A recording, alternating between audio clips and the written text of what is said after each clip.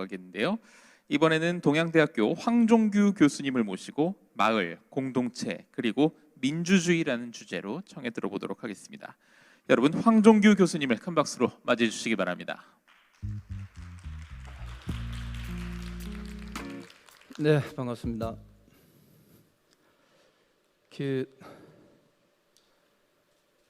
제가 여기 초대를 받고요. 이렇게 생각했어요. 그냥 모 교수님 발제를 하시면 제가 조금 제 경험을 좀 이야기하는가 보다라고 생각을 했는데, 막상 프로그램을 받으니까 제 경험을 제가 공개해야 되더라고요, 먼저. 그래서 좀 당황을 했고요.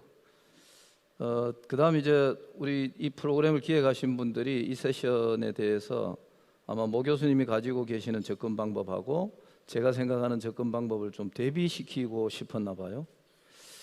근데 이제 평소에 저는 대비라기보다는 같이 존재해야 될 두 가지 방법이다라고 생각하고 있었고요. 그래서 또 벼랑간 이 발제 자료를 챙겨 보느라고 굉장히 벼랑간 바빠졌답니다. 그다음 이 프로그램 전체 프로그램을 받아보고 가야 되나 말아야 되나를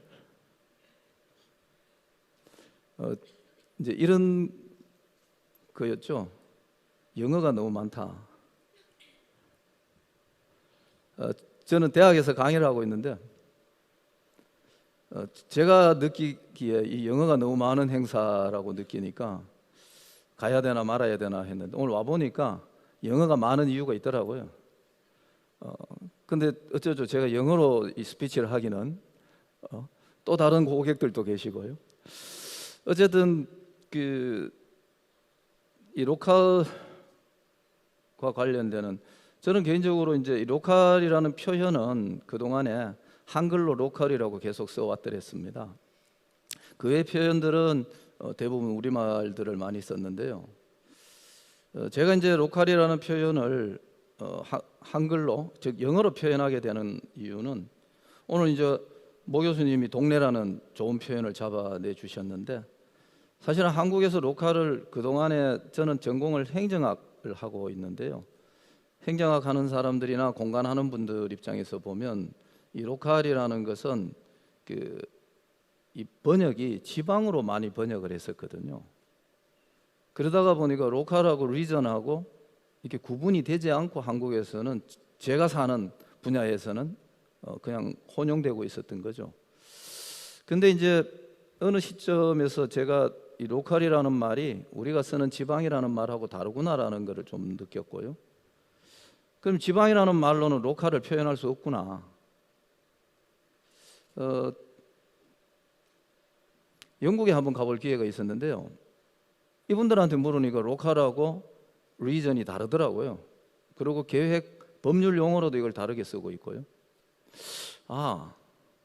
우리는 그냥 묶어서 지방, 지역으로 번역을 하고, 심지어 우리 사이에서는 지역과 지방의 차이가 뭐냐, 뭐 이걸 논쟁하는 이런 일들이 벌어졌었는데, 이게 다른 공간을 표현할 수 있겠구나 라는 이제 생각을 했습니다. 그런데 한국에서 우리가 사용하는 언어들 속에 이 로컬이 표현하는 언어는 마을이나 동네나 이런 것들을 쓸 수 있지만, 사실은 그것이 가지는 또 뉘앙스가 조금 다른 측면들이 있더라. 그래서 저는 사실은 오늘은 보시다시피 마을이라고 이제 외국인들이 오신다 해서 사실은 마을을 의도적으로 좀 썼는데요. 통상적으로 그래서 제가 이제 로컬이라는 표현은 번역하지 않고 원어를 그대로 표현해 왔다는 말씀을 드리는데요. 아마 그런 경험을 하신 분들이 많으실 것 같아요. 그리고 오늘 이 행사도 우리가 이제 요즘 젊은 세대들이 그런 표현하죠. too much talk라고. 근데 이제 too much English인 거예요. 그래서 이게 제가 사실은 제 소개 글을 달라고 하길래 뭐라고 써야 되나. 저는 내가 어디 가서 소개를 할 때 이제 제 소속 학교 워낙 유명하죠. 그래서 제 소속 학교만 이야기하면 되는데 뭐라고 소개를 해야 되나 해서 또 그걸 또 영문으로 또 적으래요. 고민을 했는데요. 그래서 제가 이렇게 표현했습니다. 60년을 경북에서 살다가 보니까 제가 어느 날 로컬리스트가 되어 있습니다. 라고 이제 이렇게 제 소개를 썼는데요. 그래서 제가 그동안에 이제 이 로컬이라는 거를 생각해 온 그러한 것들은 오늘 우리가 이야기되고 있는 이 로컬하고는 굉장히 생경하고 어색하고 제 입장에서는 이렇게 안 맞는 옷을 입은 듯한 느낌이 분명히 있다는 말씀을 먼저 좀 드리고, 그래서 여기 오신 분들이 제가 소개드리는 이 이야기가 좀 다른 이야기로 들릴 가능성이 있다, 이런 생각을 좀 해봤습니다. 그런데 굳이 저를 발표자로 섭외한 이유는 아마 그 다른 로컬 이야기를 좀 들어보시고 싶은 게 아닐까, 이제 이런 생각에 용기를 내서 이야기를 좀 드려보려고 합니다. 그래서 제가 잡은 그 주제가 마을에서 보는 로컬입니다. 이때 이 마을은 농촌 마을을 의미합니다. 그리고 저는 도시의 마을은 최근 2년을 이제 인생에서 첫 경험을 하고 있고요. 60년을 농촌에서 살아왔고 태어났고 직장도 거기 있다가 보니까, 그래서 제가 이제 이 로컬이라고 이야기할 때의 마을이나 동네는 인구 10만 이하의 어느 특정 공간을 의미한다, 이렇게 생각하시면 이해하시기가 좀 쉬울 것 같습니다. 그래서 이제 오늘 이 행사가 로컬을 주제로 하고 있기 때문에 그런 저의 입장에서 보는 로컬, 이런 이 의미로 좀 들어주시면 좋을 것 같고요.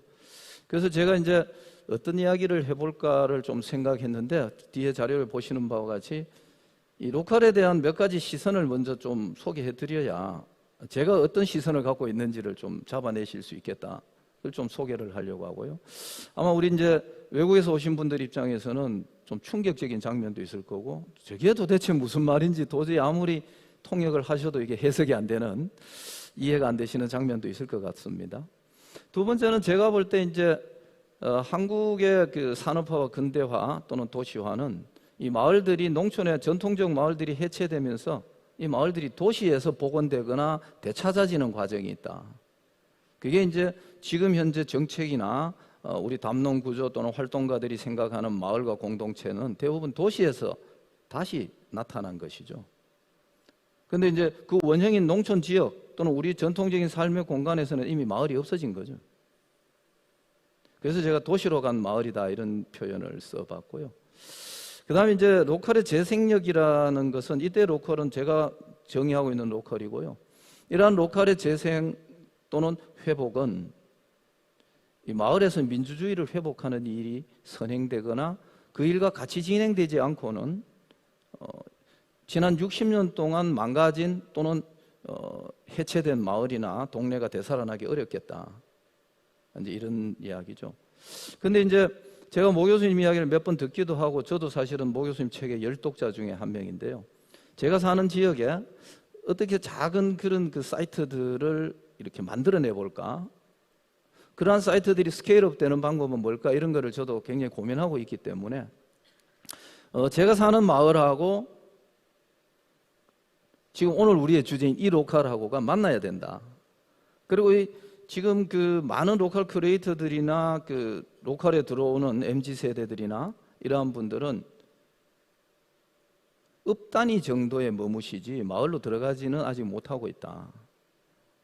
그리고 이것이 이제 한국 사회 전체에 이 지방의 위기들을 해결하는 데까지 나가려면 이러한 로컬의 기운과 마을이 만나고 서로 습합할 수 있어야 한국의 지방의 위기들을 해결할 수 있는 어떤 전망 또는 주체가 보일 수 있다. 이런 게 이제 제가 가지고 있는 생각이다. 그리고 저는 이제 제가 오늘 여기 소개드리는 자료 중에 이제 마을 현장의 자료들은 제가 지난 한 3년 반 동안 제 고향에서 오늘도 이제 이 행사 마치자마자 가게 되는데요. 매주 이제 고향을 방문하면서 제가 같이 활동했던 그 마을 민주주의 이야기를 좀 소개해 드리는 그런 제가 찍은 사진이다, 이렇게 보시면 되겠습니다. 저희 마을에서.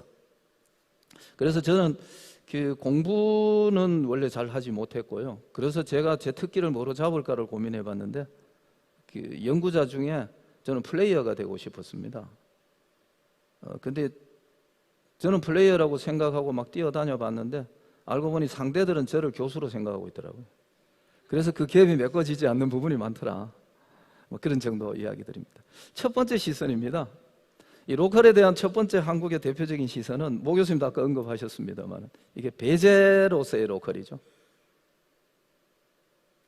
이 그림은 네이버나 구글에 검색하시면 나오는 사진인데요. 처음에는 이게 굉장히 센세이션을 했는데 저희들 같이 마을에서 활동, 지역에서 활동하는 분들한테 알고 보니까 누가 고백을 했더라고요. 어느 대학생이 장난으로 올린 거라고. 처음에는 이게 이제 저희들한테 알려질 때는 초등학교 6학년이 우리나라 지도로 세계 지도를 그리라고 하니까 이렇게 그렸더라. 해서 저희들한테 엄청 충격적으로 받아들여졌죠. 근데 이제 에브리타임이라는 그 대학생 이 커뮤니티가 있거든요. 거기에 어느 대학생이 사실 내가 장난으로 만들어 올린 거다 이렇게 올려놨더라고요. 근데 그 이야기 자체가 지금 사실 확인이 되고 있지 않아요. 어쨌든 이 왼쪽에 있는 오른쪽이죠. 오른쪽에 있는 그림은 우리나라 지도를 이렇게 그린 거죠. 서울 외에는 다 시골입니다.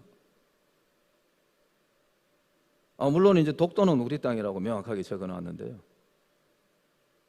근데 이제 오른쪽 그림을 보면 세계 지도를 그리려고 했더니만 한국이 어디 있습니까? 세종시 정도까지가 한국이에요. 그리고 저 북쪽은 이게 이제 우리말로 하면 거지 새끼죠. 북쪽은 거지 새끼고 그 나머지는 시골이에요. 그 거지 새끼라고 안 하는 게 다행이죠. 로컬을 이런 식으로 지금 인식하고 있는 것이 사실은 대학생이 장난으로 했던 철없는 초등학생이 그런 이야기를 표현했던 사실은 우리들 마음속에 또는 우리 사회 정책 속에 이러한 배제가 존재하지 않는다고 말할 수 있을까? 그리고 저는 지난 60년 동안 경북 안에서만 살았는데요. 물론 대구에서도 제가 한 20년 살았습니다. 대구 경북 안에서만 살았는데요. 외국인들께서는 이걸 잘 모르시겠지만 한국에서 TK에서 60년 살았다면 그 사람을 어떻게 보는지 느낌이 있으실 겁니다. 근데 제가 60년 동안 로컬에 살면서 이러한 시선을 분명히 느꼈습니다. 제가 이 정도 사회적 대우를 받으면서 사는 사람이 느꼈다면 그렇지 않은 분들은 어떤 마음이었겠는가, 그 배제에 대해서. 두 번째 이제 시선은 앞에 시선하고는 조금 다른 지적으로 이제 로컬을 정의하는 거죠. 디스토피아입니다. 그죠? 오늘 저도 영어를 썼네요. 지방 소멸이라는 말이 일본 정부가 만든 그 정치적 담론의 어떤 의도를 가지고 있거든요.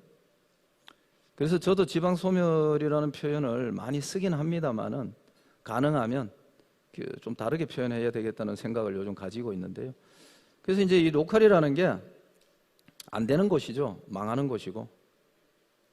그래서 제가 이제 요즘 캠퍼스가 경기도에 가 있어서 거기로 출근을 하는데 제 수업을 어제 오전에도 이제 학생들하고 수업을 할 때 물었는데 내가 내일 울산을 간다 했더니만 그 수도권 학생들이 어떻게 생각하나 하면 서울 밖으로 나가면 죽는 줄 알아요. 그리고 아까 여기 저 지도처럼 서울 밖에는 사람 사는 곳이 아니라고 생각해요. 그리고 본인이 거기서 미래 전망, 직장이나 30대, 40대를 보낼래라고 물으면 욕이라고 생각해요. 그런 측면에서 지금 제가 여기 이제 몇 가지 컨셉을 적어 놓았습니다만 이게 이제 1960년대 이후에 한국의 마을이 해체되는 논리죠. 1터 찾아 떠났다가 그 다음 3터 찾아 떠났다가 이제는 레저와 문화도 도시 가야 있죠. 근데 도시도 이제는 서울 가야 있는 거죠. 그런 면에서 로컬, 지금 이제 이 행사가 기획하고 의미하는 로컬은 이러한 로컬의 재생에 저는 굉장히 중요한 요소다. 그리고 이러한 부분들이 굉장히 선한 영향을 지역에 가질 거다라고 생각을 합니다. 그런데 이제 제가 행정학자로서 가지는 또 하나의 시선은 그것이 정부 보조금이 되는 한 지역을 망치면 망치지 되살리지는 못한다. 그리고 지방정부가 경쟁하듯이 모 교수님 모셔가셔서 막 강의 듣고 또 시장님이 지시하시죠. 우리도 골목 3개만 만들어 내 임기 중에 길 3개 만들어 하면 이제 재원이 그 다음에 투입되겠죠. 이제 길은 만들어집니다. 시장이 바뀌면 없어집니다. 이제 이러한 것들을 되풀이하고 있는 것이죠. 이제는 다른 근육을 써야 되는데 이 다른 근육을 쓰는 데 있어서 저는 모 교수님의 생각을 굉장히 몇 년 전에 듣고는 산뜻하게 느꼈거든요. 거기에 대한 이야기는 또 할 시간이 있을 것 같고요. 그래서 한국에서는 이제 이게 아주 그 도시 하는 분들 입장에서는 이거를 인정하기는 어렵겠지만 정치학 하는 분 입장에서는 이걸 인정합니다. 한국은 내부 식민지화되어 있다. 수도권과 비수도권, 비수도권을 철저히 내부 식민지로 만들어서 수도권을 계속 키우는 에너지를 비수도권에서 공급받는 거죠. 근데 이제 그 비수도권 자체가 이제 거의 해체되는 상태에 오니까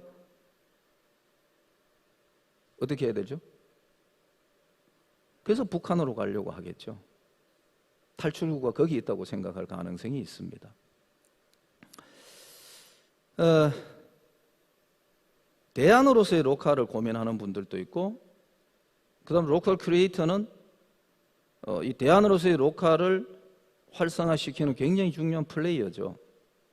근데 저는 몇 가지 시선이 있다고 봅니다. 여기에도 제가 보다 중요하게 행정학자로서 보는 중요한 그 대안으로서의 로컬 트렌드는 로컬 지향이 나타나고 있다는 겁니다.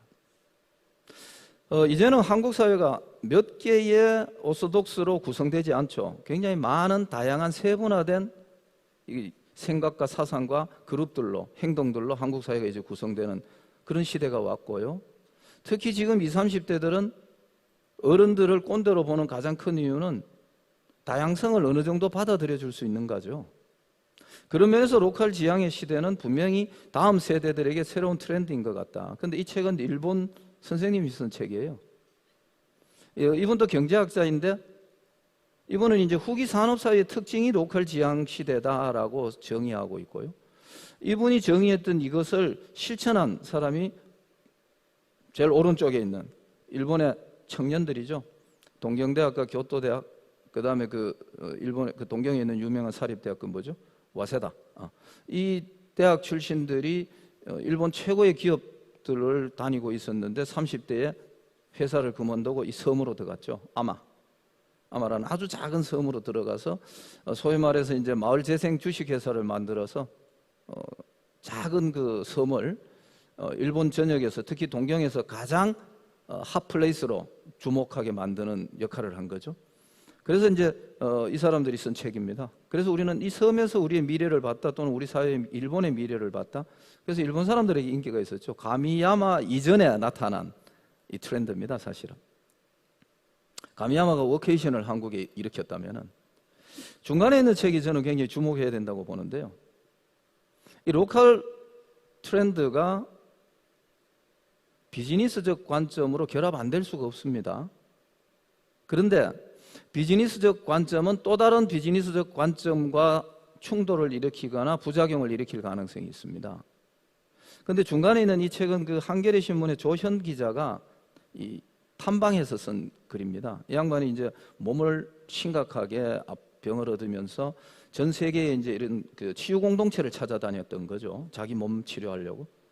그러다가 이게 뭔가 있다 해서 구체적으로 이제 취재를 시작했고 그 취재한 결과를 책으로 냈는 건데 제목 그 자체가 이런 겁니다. 기존의 삶의 방식하고는 다른 삶을 살아보겠다. 근데 이때 이분들이 지향하는 것이 커뮤니티입니다.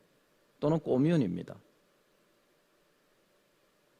그래서 사실은 커뮤니티나 꼬뮌은 한국적 삶의 전통이 굉장히 뿌리가 깊게 내려져 있는 모습인데 최근 60년 사이에 한국인들의 DNA 소유가 그게 없어지고 있는 중이죠.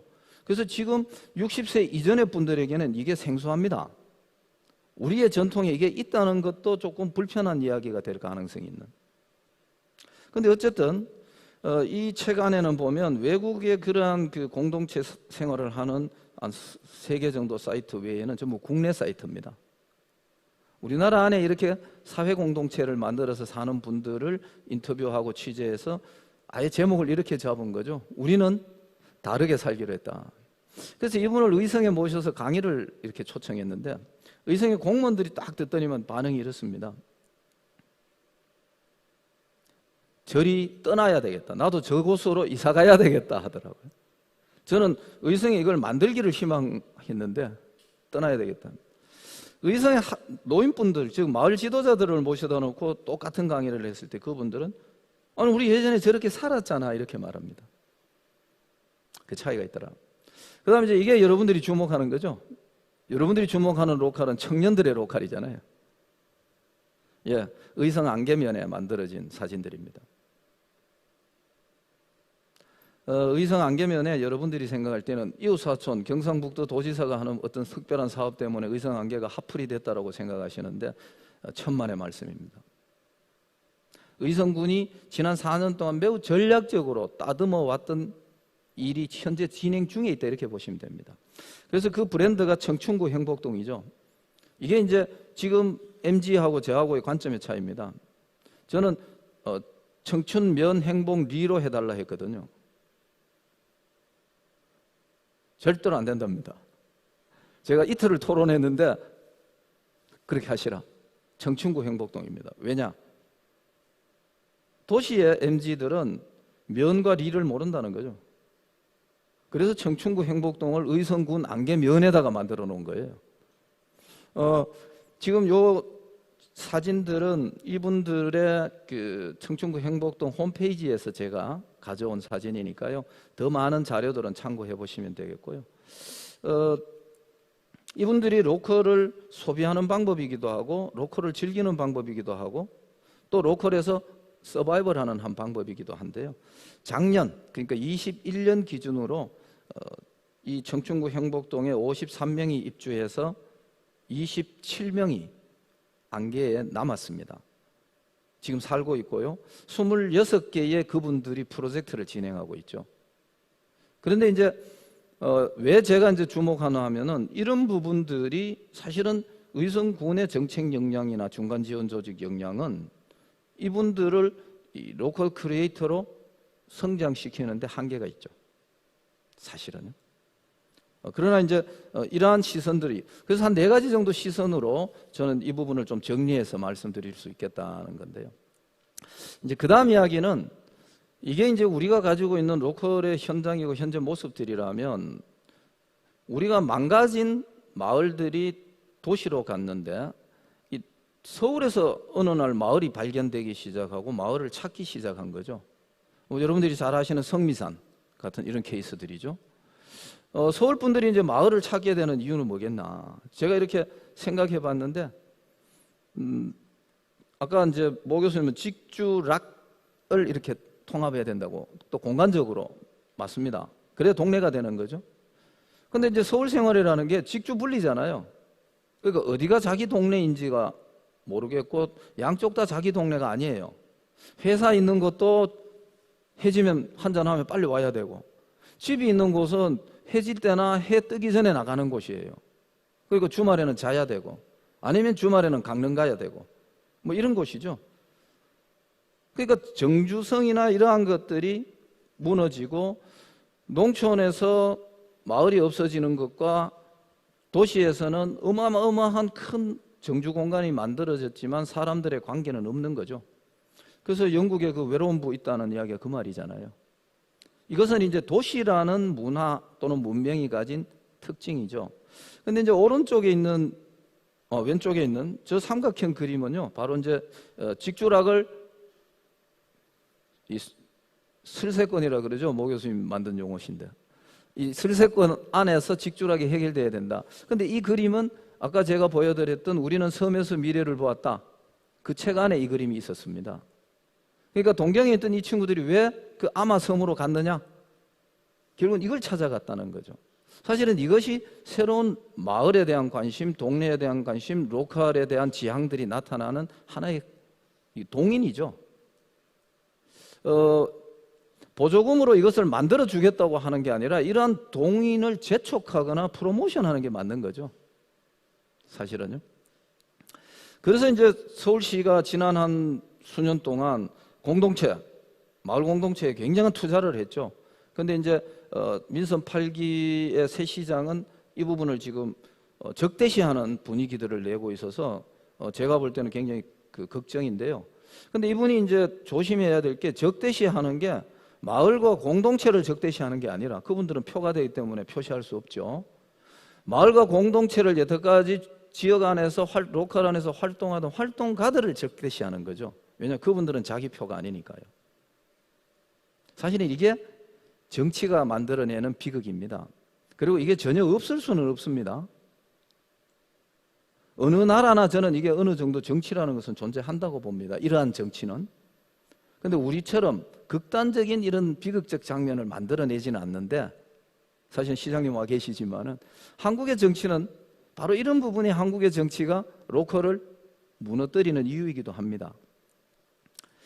제가 이 그림을 요 오른쪽에 박스 안에는 커뮤니티, 공동체에 대한 MZ세대나 젊은 세대들의 감각이 기성세대가 가지고 있는 감각하고 다르다는 것, 그리고 저 부분이 로컬 지향 트렌드를 사실은 만들어내는 뿌리 깊은 흐름을 저기서 생기는 것인데요.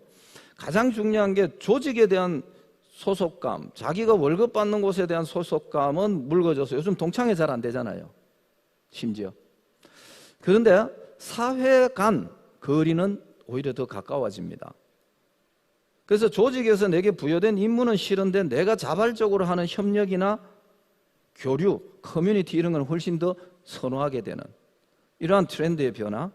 그래서 이제는 동네, 즉 대면 관계가 형성될 수 있는 이 마을, 우리식으로 이야기하면 이 마을이 중요한 공간적 위치를 점하게 되는 거죠.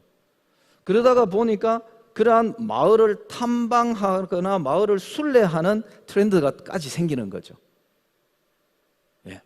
이 지점에서 제가 이제 저의 시각을 하나 말씀드리면, 마을을 탐방하는 관광객들이나 탐방객들이 경제적으로 비즈니스에 도움이 되지만, 제가 더 중요하게 생각하는 것은 그 마을을 만드는 사람들과 그 마을 안에 사는 사람들의 삶이 우선이다.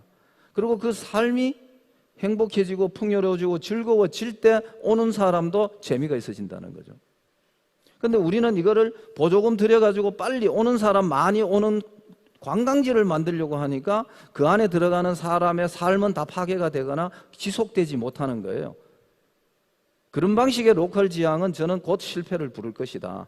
지난 20년 동안 한국이 농촌을 재생시키려고 300조 원 정도의 재원을 투입했지만 농촌은 거의 사람이 살지 않는 곳이 되었잖아요. 이제 그런 부작용들을 저는 우려하는 겁니다. 그 다음 이제 제가 그 도시에서 주목해야 될 지점이 이 지점이라고 봅니다.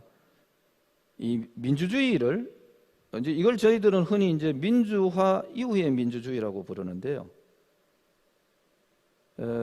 그리고 이것을 대의제와 비교해서 직접 민주주의라고도 부르고요. 또는 지방자치단체가 자치를 주도하는 것에서 주민이 자치에 적극적으로 참여하거나 주도권의 일부를 나누어 갖는 모습인 주민자치. 이러한 것들이 결국 민주주의의 발전 또는 진전하고 연결되어 있거든요. 한국의 민주주의가 30년 이전의 민주주의 모습 그대로잖아요. 한국의 역동성과 역사적 그 스피드를 보면 이미 7공화국은 10년에서 15년 전에 왔어야 되죠. 근데 아직도 6공화국이잖아요. 그래서 사실은 한국의 사회적 정체성과 이러한 로컬의 문제나 이러한 것들이 방치되거나 우리가 생각할 때 중요하게 생각하는 임팩트 있는 문제는 정책적 의제가 주목되지 않는 이유, 사실은 그게 저는 한국의 민주주의의 정체의 또 하나의 원인이 있다고 보고 있습니다. 그래서 저는 이 부분을 주목하고 있다.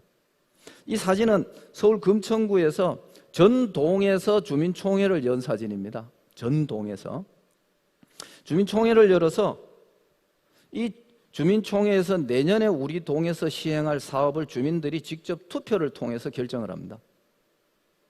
그리고 이게 금천구 구청 예산에 반영되도록 하는 거죠. 뭐 그 자세한 소개는 더 드리지 않겠습니다만은, 그런데 중요한 것은 이 주민자치위원들을 모두 다 동시에 만들 수는 없으니까, 모두 다 할 수는 없으니까 위원들을 선정하는 방법이 전통적인 현재 한국의 민주주의 방법은 지명하는 거거든요. 단체장들이 위촉하니까. 근데 이것을 무작위 추첨으로 합니다. 그러한 측면의 의미가 있다. 자, 의선권은 지금 시간이 이제 진행이 이제 마무리가 돼야 되기 때문에 똑같은, 제가 이 의성의 사진을 사실은 짧게 보여드리는 이유는 여러분들이 보편적으로 공유하고 계시는 이러한 활동들이 지난 4년 동안 의성군에서 직접 이루어졌었고 어느 정도 이제 다음 단계를 고민하는 단계까지 왔다. 그래서 의성과 농촌 지역에는 리단위 마을이 있죠. 도시 지역에는 동단위가 끝이지만요. 그래서 리단위는 보통 100명 내외가 삽니다. 영국의 페리시가 150에서 500명, 300명 사이죠, 보통. 그래서 이 리단위의 마을 자치회를 지금 만들고 마을 자치회의 활동들을 지금 사진으로 제가 보여드린 거고요. 이 부분은 제가 저기에 있는 네이버 네이버 밴드에 가시면은 약 한 300명의 마을 활동가들이 자기들의 활동을 하루에 한 10커트씩 올리고 있으니까요. 한번 견학하시면 좋겠다. 그리고 마을마다 마을 회칙과 규약을 만들고 총회를 운영하고 있다. 그다음 이제 이거는 이제 농촌의 가장 심각한 게 학교입니다. 그래서 이제 마을 학교를 면 단위로 주민들이 직접 운영하는 사례들이고요. 오른쪽 밑에 다함성 마을 학교라는 그 아이들이 앞에 서 있는 저기가 목욕탕입니다. 안개면에 있는 목욕탕인데 목욕탕을 이제 폐업을 당연히 하게 되죠. 그 목욕탕을 화가들이 리모델링해서 미술관으로 만들어서 운영하고 있는데 그 미술관과 면 단위 마을 학교가 협업해서 전시회를 열어서 의성군 최초로 미술 전시회가 열린 거예요.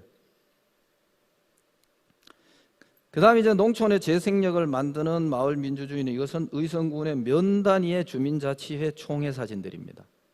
조금 전에 금천구 이야기처럼 의성군의 18개 읍면 모두가 내년도에 우리 면에서 시행할 의제들을 주민들이 발굴하고 1년 동안 활동을 한 결과를 주민총회에서 투표로 결정을 합니다. 뭐 이런 모습들요. 그 다음 이제 이거는 제목만 소개해 드리겠는데 사실은 의성이 주목받는 이유는 이것 때문입니다. 앞에서 말씀드렸던 청춘구 행복동, 그 다음 이 부분 MZ세대들이나 청년 활동들이 의성 안에서 굉장히 많이 이루어지고 있거든요. 그런데 저는 이거를 뒤에 이렇게 보여드리는 이유는 의성 안에서 마을과 면에서 이루어지는 그 공동체와 자치활동, 마을을 복원하는 활동이 저는 더 중요하다, 지금 시점에서. 그런데 거기에는 자치단체가 아무도 관심이 없고요. 오히려 이러한 청년을 하나라도 유치해서 가게 차리는 데는 몇 억씩 지출합니다. 참고로 의성군이 저 마을 사업과 면 사업을 4년 동안 하는데 연간 투입된 예산은 한 10억 정도였습니다.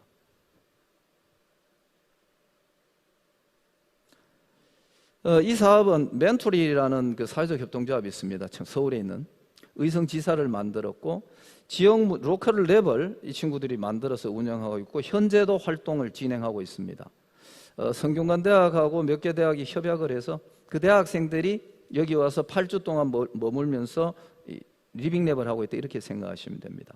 제일 왼쪽에 있는 저 이렇게 이상한 쇠가 보이는 저 부분이 이 청년들이 로컬 랩을 하면서 찾아낸 솔루션인데요.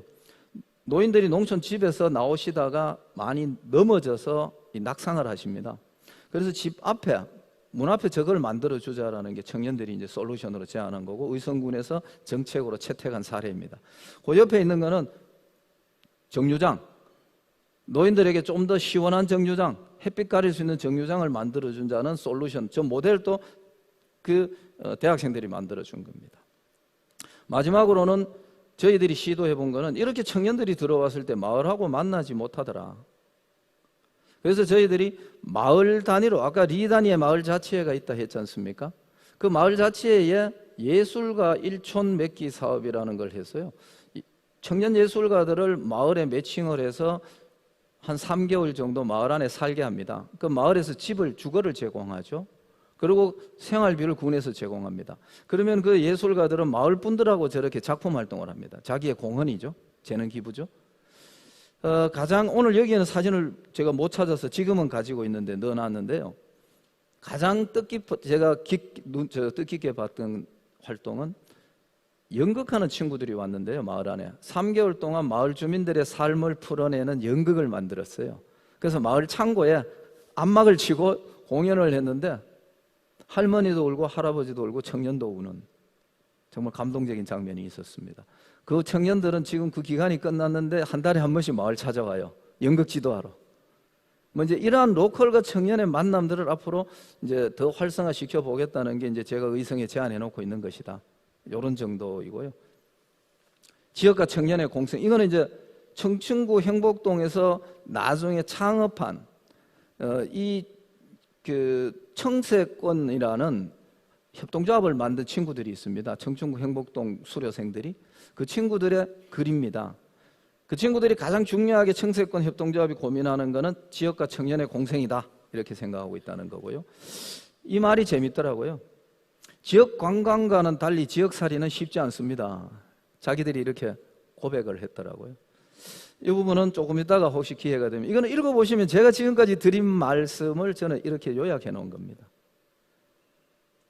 꼭 두 가지만 읽어드리면, 그동안의 실패가 반복된 것은 서울대기였다. 서울 따라하기 위해서 실패의 반복이었다. 스마트시티도 그런 거죠.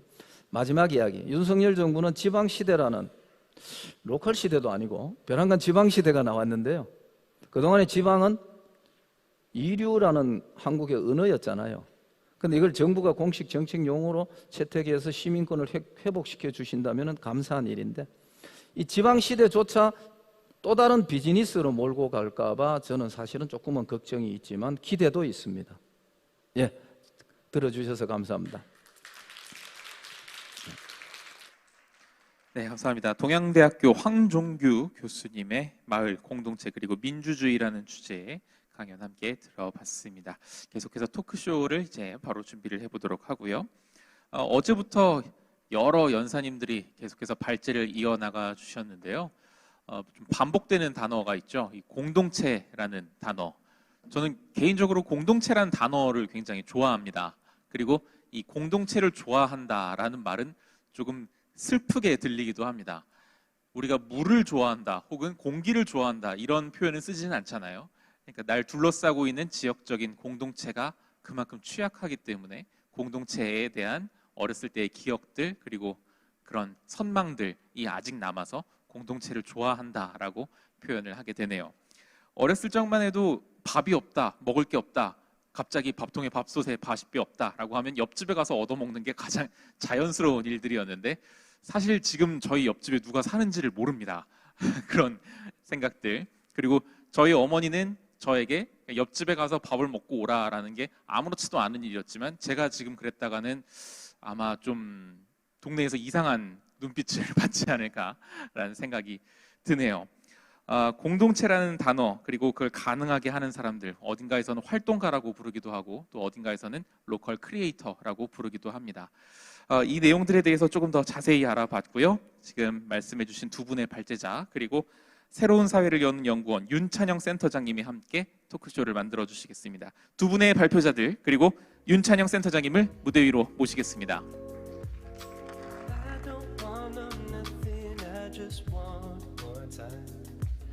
Always just too far away.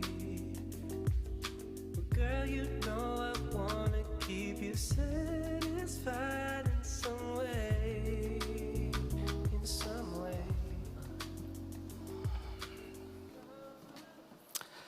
예, 반갑습니다. 자리 배치가 이렇게 될 줄 몰랐네요. 맞짱 토론하는 구조인 것 같은데.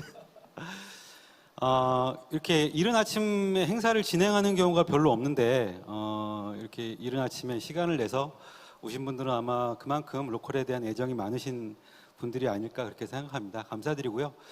저도 사실 오느라고 새벽 5시에 일어나서 익산에서 기차를 타고 왔고 교수님은 어제 주무셨고 오정린 교수님도 서울에서 오시느라고 아마 저보다 조금 더 일찍 일어나셨을 것 같아요. 좀 여러분들 조금 피곤해 보이는 분들도 계신데 보셔서 아시겠지만 저희 세션 앞에는 주목할 시선이라는 머릿말이 붙어 있습니다. 혹시 보셨나요? 예, 다른 세션들과 다르게 주목할 시선이라는 머릿글이 붙어 있습니다. 그만큼 좀 보기 힘든, 사실은 이런 자리를 마련하기 힘든 그런 세션입니다. 여러분들이 그런 의미를 좀 정확히 뭐 이해하고 이 자리에 오셨을 거라고 생각이 들고요. 그래서 근데 사실은 그 황 교수님께서는 모 교수님 책의 열독자라고 말씀하셨고, 또 교수님도 아까 이제 발제하시면서 주민과 로컬 크리에이터와 기업이 상호 보완하면서 조화를 이뤄야 된다 이런 말씀을 하시면서 사실은 뭐 피 튀기는 설전을 기대하고 오신 분들도 계실지 모르겠는데 서로 상대를 배려하면서 발표를 준비하셨던 것 같고, 오늘 발표 내용도 그랬던 것 같습니다. 조금 아쉬우시죠? 예, 좀 어렵게 마련한 자리인데 서로 좀 곤란한 질문들도 좀 하면서 그동안 못했던 얘기들을 오늘 자리에서 좀 이끌어내는 게 저의 역할이 아닐까 그렇게 생각을 합니다. 그래서 제가 준비한 질문들을 좀 드리면서 이번 순서를 좀 진행해 보도록 하겠습니다. 제가 한 분께 질문을 드리면은 그분이 답변을 하고, 그다음에 다른 한 분이 첨언을 하는 이런 방식으로 좀 토크쇼를 진행해 보도록 하겠습니다. 우리 황 교수님 방금 발표 끝나셨으니까 모 교수님께 먼저 좀 질문을 드리도록 하겠습니다. 교수님께서 사실은 최근에 로컬 담론 또는 논의를 이끌어가고 있다고 해도 과언이 아닐 텐데, 교수님의 논의를 지켜보면서 사실은 조금 불편해하시는 분들도 없지 않습니다. 그래서 오늘 이 자리가 마련된 거기도 한데, 지금 진행되고 있는 그 로컬 담론은 지역, 지방을 약간 타자화 또는 대상화하고 있는 것은 아닌가 하는 문제 제기도 사실 있습니다. 그 지역에서 오랫동안 살아왔고 또 살아가고 있는 이런 주민들 또는 공동체, 이런 것들을 좀 배제하거나 무시하는 그런 불편함을 좀 느끼시는 분들이 없지 않습니다. 그런 비판에 대해서 교수님께서는 어떻게 생각을 하시는지 좀 여쭤보고 싶습니다. 예, 처음부터 너무 곤란한 질문이었나요? 아까 그 단어 제가 역사를 설명드리면서 이게 좀 변화하고 있다고 말씀드렸듯이, 초기에는 그런 측면이 있었을 것 같아요. 지금도 뭐 아직도 있다고 생각해요. 그러니까 이상하게 그 청년들이 그 서울을 좀 억압적인 그 공간이라고 생각하고, 내가 하고 싶은 일을 가면 지역이 자유스러운 그런 장소라고 생각하는데, 기성세대가 듣기에는 이거는 뭐 상상을 못하는, 뭐냐면 50년 전에는 지역이 너무 폐쇄적이기 때문에 좀 더 개방적이고 익명성이 보장된 도시로 왔는데, 지금 청년들이 거꾸로 얘기하니까 굉장히 당황을 합니다. 그러니까 이게 뭐 청년들이 순진해서 그런 건지, 아니면 청년들이 거기 뭐 현재 너무 없다 보니까 자기네들이 이렇게 뭐 여기를 그런 자유스러운 장소로 생각하는지, 그건 좀 복잡한 문제예요. 좀 복잡한 문제인데, 크게 보면 이게 말씀드렸듯이 이제 자기가 사는 동네를 이제 로컬로 보기 시작하면서 이런 문제가 많이 이제 사라지는 거예요. 그러니까 근데 지금 우리가 한국에서 지금 걱정해야 될 문제는, 사실은 뭐 서울에서 청년이 뭐 지역에 갔다 그래서 지역 주민들이랑 사이가 안 좋다, 이거는 크게 보면 마이너한 거, 마이너. 제일 중요한 문제는 이겁니다. 내가 태어나고 자란 데서 미래가 있다고 생각하는 청년이 당연히 많아야 되는데, 우리나라는 세계적인 기준보다 너무 우리 그 역사적인 배경 때문에 지역을 떠나야만, 고향을 떠나야만 성공한다는 그런 생각이 너무 뿌리기에 박혀있기 때문에, 그걸 바꾸기 전에는 실질적으로 지역 발전은 불가능해요. 왜냐하면 지역에 새로운 미래를 개척할 인재들을 다 서울로 보내놓고선 할 수 있는 게 거의 없습니다, 지역에서. 근데 이 과거에는 서울에 인재를 보내면 거래 관계였습니다. 중앙에서 공장을 보내줬는데, 지금 우리가 한국에서도 보낼 공장이 없어요. 공장을 안 짓고, 그리고 다 짓더라도 해외에다 짓다 보니까 옛날에 그 60년, 70만 하더라도 70년대만 하더라도 우리가 인재를 서울로 보내면 뭔가를 받았는데, 지금 받는 건 예산밖에 없어요. 뭐 일자리는 내려 보낼 수가 없으니까 낙수 효과가 거의 없어서, 어저께 제가 페이스북을 하면서 낙수 효과를 기대하는 건 거의 불가능하기 때문에 이제 분수 효과를 노려야 되니까, 지역이 이제 스스로는 일자리를 뿜어내야 되는 그 분수라고 하는데, 이런 지금 그 시대로 가고 있기 때문에 우리가 지금 우리 사회 역량을 집중해야 되는 부분이 그렇죠. 지역에서 자라는 청년들이 지역에서 기회를 볼 수 있는 그런 환경을 만들어주는 게 중요합니다. 자, 그 과정에서 없다고 생각하니까 엉뚱하게 외부에 와서 여기에 미래가 있다고 하는 이런 거예요. 그러니까 그 제주 청년들은 제주에 살면서 제주를 떠나야만 한다고 생각하는데 서울 청년은 제주에 오면 다 돈만 보인대요. 돈으로만 보인대요. 제주의 모든 게. 이걸 어떻게 설명하냐는 거죠. 그럼 누구 잘못인가? 누구 잘못? 이게. 그러면 굳이 책임 소재를 우리가 찾는다면 제주 지역사회 문제인 거죠. 왜냐하면 자기 지역사회를 그렇게밖에 관리 못했으니까. 그러니까 다른 시각으로 봤을 때는 여기는 전부 엄청난 기회가 보이는데 제주 청년들은 다 떠납니다. 아직도. 그래서 우리가 목표는 우리가 이제 말씀드렸듯이 우리가 합의를 하면, 근데 이게 합의가 될지 모르겠어요. 우리 교수님이랑 합의가 될지 모르겠는데 우리 인재를 지역에 남겨야 된다는 거에 대한, 제가 한국에서 한 10%도 대변 안 합니다. 아직도 지역의 99%는 자녀를 서울로 보내야 된다는 거예요. 자, 그래서 지역에 가서 활동, 이거 너무 길은가 답이? 그 지역에 가서 이랬대요. 그 리장님들이 모였는데 이런 거예요. 리장님들이 모여서 자기네 동네를 막 홍보를 하고 있었대요. 공주에서 있었던 일인데, 그래서 우리 동네가 최고라고, 빨리 우리 동네로 오라고. 물론 청년뿐만 아니라 기성세대 빨리 우리 동네 와서 하려고 해서 거기 좀 지켜봤던 활동가가 이렇게 얘기했대. 아니 그렇게 좋은 동네인데 왜 자녀분들을 좀 이렇게 불러들이지 않느냐고. 다 서울 사니까 자녀분들이. 근데 화를 내더래요. 우리 애들은 여기서 하면 안 된다고. 자, 이게 한국의 현실입니다. 이게 한국의 현실이에요. 왜냐하면 지역을 떠나야만 성공한 거고 남으면 실패한 사람으로 생각하기 때문에 그걸 극복하기 굉장히 어려운 거니까 굉장히 심리적으로 심각한 문제인데 이걸 바꾸는 방법을 찾다 보니까 그래도 그나마 긍정적인 뭐고 근데 조금씩 바뀌고 있는 거죠. 그래서 지역에 남겠다는 사람들이 있어서 그러면 그런 청년들 외에도 우리가 뭘 해줄 수가 있는지 그 문제예요. 그래서 그 문제이기 때문에 사실 우리가 큰 그림을 보면 지금 제기하는 문제는 굉장히 마이너한 이슈라고 저는 생각하고 상당 부분 과장됐다고 저는 생각해요. 그래서 실제로 보면 청년들이 지금 지역에 가면 온고로 고마워하는 부인들이 다수라고 생각해요. 걔네들이 좀 약간 적응 못하더라도 굉장히 관대하게 보는 게 맞지 모르겠어요. 제가 보기에는 전통시장 안에는 이해 충돌이 좀 있는데 그 마을에서 어떤 그런 심각한 문제를 야기하는지 청년들이 가서 그거는 저도 좀 더 듣고 판단하겠습니다. 예, 황 교수님 하실 말씀이 있으실 것 같은데요. 말씀해 주시죠. 그렇죠. 그게 지금 말씀하신 것처럼 이제 제가 경험해 보기로는 그게 이제 일부죠. 일부 그런 트렌드가 분명히 있고, 근데 이제 그게 보조금으로 이루어지는 것에 어떤 원인이 있는 것 같아요. 근데 이제 사실은 농촌에 있는 분들이 지난 한 30년 정도 다 보조금으로 사셨거든요. 지금도 보조금으로 살고 있고, 그 농촌에 그 파종할 때 비료부터 시작해서 종자까지 다 보조금으로 제공해 주니까 이건 너무나 당연한데, 근데 이제 서울에서 청년들이 우리 지역에 뭘 보조금을 받아서 들어온 거죠.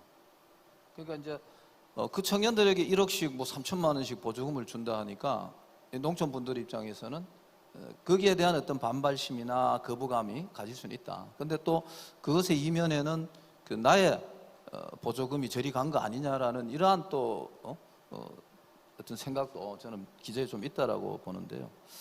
근데 사실은 그 지금 이 농촌에 자기 자제분들을 농촌으로 데리고 들어와야 되겠다는 분들도 사실은 요즘 나타나기 시작하고요. 또 하나는 이제 농촌 분들이 알아요. 본인들이 보조금을 받기 위해서 또는 그 보조금을 정산하기 위해서 어떤 일을 했는지 본인들이 다 알잖아요. 그러면 이제 들어오는 청년들도 어떻게 하고 있는 건지를 알고 있고, 경우에 따라서는 동료의식을 느끼는 경우도 있지만 이제 적개심을 표현하는 경우들도 있더라. 근데 이제 저는 이런 부분들을 행정이 이제 보조금으로 계속 풀어내는 과정에서, 예를 들면 청년이 들어오면 창업자금 지원, 그다음 창업자금 지원하고 나면은 주거 지원하고 나면은 또 그 활동 지원, 또 프로그램 지원, 계속 이렇게 자치단체는 프로그램들을 잘 만들어내면 일 잘하는 게 되는 거예요. 근데 이제 청년 입장에서는 어때요? 야, 그럼 이 자치단체에서는 4단계를 지원하고 있는데 내가 온 여기는 1단계만 지원하고 우리한테 관심이 없어. 그럼 이제 이 자치단체가 잘못하는 거로 평가받게 되는 거죠.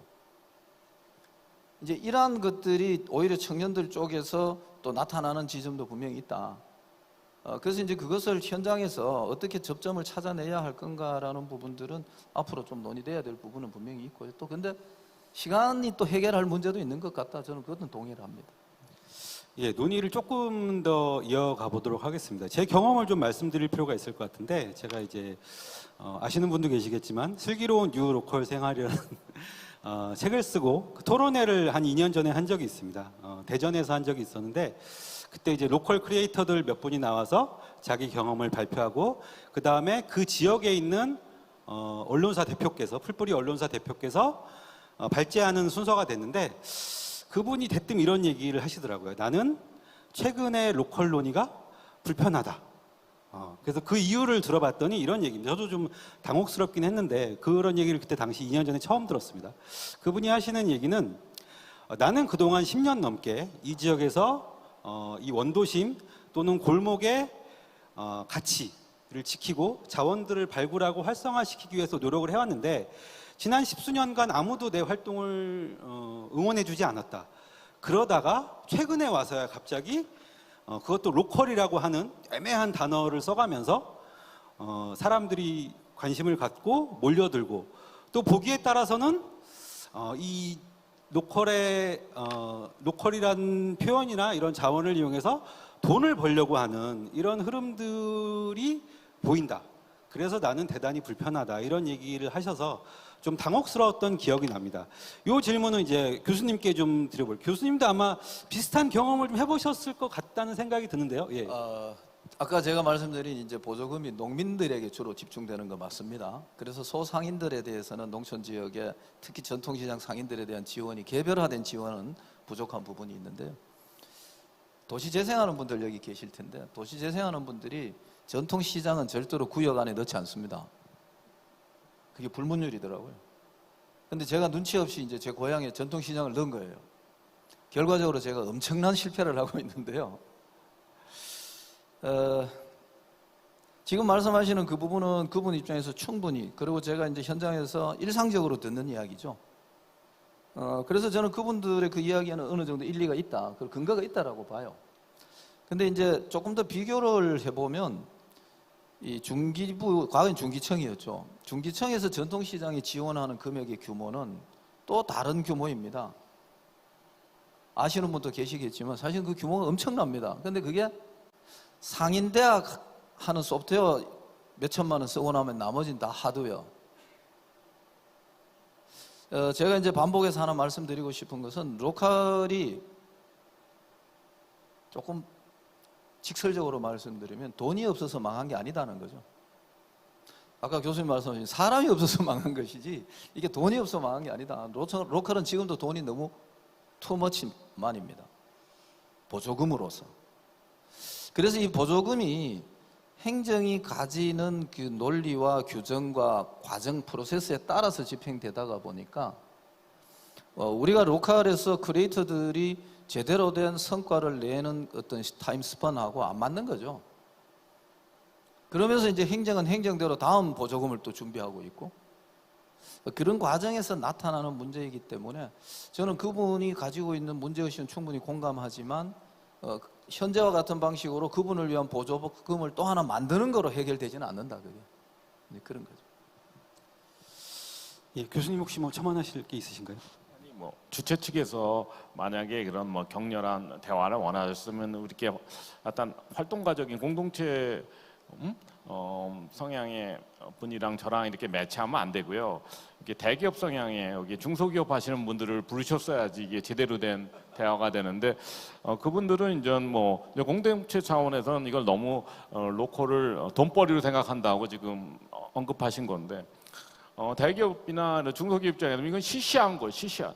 그러니까 뭐 시간 낭비한다고. 그러니까 이 지역에 하나도 도움이 안 된다고 생각하는 게 우리 그 지역 사회 엘리트들의 사고 방식입니다. 이렇게 뭐 무슨 소꿉장난하는 것 같이 이거 뭐 너희들 뭐 이래 봐야 이게 큰 의미가 없다. 산업적으로 이게 사실은 더 지배적인 그런 인식이에요. 그러니까 다음에는 그분들 좀 이렇게 오시라고 그래서 하면 우리 둘이 그러면 같이 연합해서 그쪽이랑, 그렇죠. 우리는 우군이에요. 기본적으로 우군인데 예, 그래서 우리 사이에서 그러니까 그거예요. 그러니까 나는 그동안 지역에서 정말 그 공동체를 위해서 봉사를 해왔는데 얘네들이 갑자기 오더니 얘네들이 이거를 돈을 벌려고 하니까 그리고 더 주목을 받는 것 같으니까 당연히 섭섭한 마음이 있겠죠. 그리고 또 이 친구들이 와서 이렇게 그 좀 나에게 어떤 그 뭐 이렇게 존중, 리스펙트를 보이면 좋은데 또 뭐 그 친구들도 사실 사느라고 바쁘니까 생존하느라 바쁘니까 제대로 이렇게 못한 거죠. 그런 의미에서 갈등 요소는 분명히 있어요. 근데 우리 그 윤 센터장이 말씀하신 것처럼 이게 사회적 문제가 될 정도로 심각한 건 아니라고 생각해요. 물론 뭐 우리 그렇잖아. 살다 보면 좀 우리랑 좀 다른 방법으로 뭘 바꾸려고 하는 사람들에 대해서 조금씩 다른 의견이 있는 정도? 지금 현재로는 그렇게 이해합니다. 그래서 좀 더 우리가 우리 그 대화를 좀 넓히려면 그렇죠. 그 지역사회 진짜 그 어떻게 표현해야 될지 모르지만 지역사회 진짜 뭐 주인? 지역사회 주류들. 본인들은 그렇게 생각을 하죠. 미래 주인은 다르다고 생각하는데 그런 분들이 참여하면 좋을 것 같아요. 사실 저도 그때 그분의 문제 제기를 받고 굉장히 당혹스럽긴 했는데 그렇다고 제가 그분을 미워하거나 막 싸웠던 건 아니고 그분을 존중하고 그리고 사실 오늘 행사 때도 그분을 제가 추천드리기도 했어요. 근데 뭐 여러 가지 이유로 참석을 못 하시긴 했는데 그러니까 말씀하셨듯이 그런 분들도 존중을 받을 필요는 있다고 생각을 합니다. 그분들도 역시 좀 변화는 필요하고 그래서 이제 오늘 이런 자리가 또 마련된 게 아닌가 그런 생각이 들고요. 다시 교수님께 좀 질문을 드리도록 하겠습니다. 사실 교수님께서 골목 상권을 굉장히 중요하게 생각하시고 최근 오프라인 시장의 가장 큰 변화로 이제 골목 상권의 부상을 꼽기도 하고 계시고요. 근데 교수님께서 골목 상권을 지금 한 200곳 정도 전국에서 꼽으셨는데 제가 최근에 다시 이렇게 살펴보니까 대부분은 동단위죠. 그러니까 그러니까 리 단위는 제가 이제 찾아봤는데 한 몇 개 손에 꼽힐 정도더라고요. 부여나 뭐 제주나 이런 몇 군데가 있긴 하더라고요. 그런 어떤 이제 사실 인구가 빠르게 줄어드는 곳은 농촌 지역인데 골목 상권은 주로 중소도시를 중심으로 형성되고 있는 것의 한계 이런 것에 대해서는 좀 어떻게 생각하시는지 좀 궁금합니다. 예. 우리가 광역 단체가 17개 그리고 기초 단체가 시군구가 229개, 230개 그리고 읍면동이 3,500개 그 마을이 제가 이렇게 하는데 뭐 3만 개인가 뭐 이렇대요 우리나라에. 그러니까 모든 그 마을에 어떤 매력적인 상권을 넣는 데는 거 불가능하죠. 당연히 그런 건데 그 리단이 이게 근데 이제 문제가 이런 거잖아요. 우리 윤 센터장님이 보는 어떤 삶의 질이랑 MZ 세대가 보는 삶의 질이랑 근본적으로 다른. 그러니까 내가 이 동네에서 뭐 그 상업체들이 굉장히 중요해졌대요 요새는. 그러니까 일자리, 뭐 문화 활동도 물론 중요하지만 기본적으로 가게들이 이렇게 갖춰져야 되네 동네에. 그랬을 때 뭐 이게 아까 멘토리 그 친구가 한 얘기인데 동네 등급이 뭐 1등급부터 4등급이 있는데 1등급이 스타벅스가 있으면 1등급. 그죠? 그리고 가장 아래 단계가 그 롯데리아가 있어야 되는데 24시간 열지 않는 롯데리아가 있는 게 최하 등급이래요. 그래갖고 2등급이 뭐 버거킹 이런 식으로 동네를 평가한다는 현실적으로. 그건 우리 여행자 입장에서 마찬가지입니다. 우리가 어디 가면 그 동네가 기본적인 건 좀 있었으면 좋은 거죠. 근데 편의점은 다 있어요 우리나라에. 편의점은 다 있는데 그 윗단계는 뭐 우리가 익숙한 브랜드들이 있어주면 우리가 굉장히 마음이 편해지잖아요. 편해지듯이 이 친구들이 기본적으로 그런 상업시설이 중요하고 자기가 놀 데를 찾다 보니까 그러면 우리가 저는 4개 업종을 3개 업종이 제일 중요한 것 같아요. 커피 전문점, 베이커리 그리고 이제 뭐 독립서점 이런 가게들이 10개도 너무 많고 4개, 5개가 이렇게 집적돼 있으면 되는데 자 우리 그 농촌 현실은 이래요. 절대 인구 문제가 아닙니다.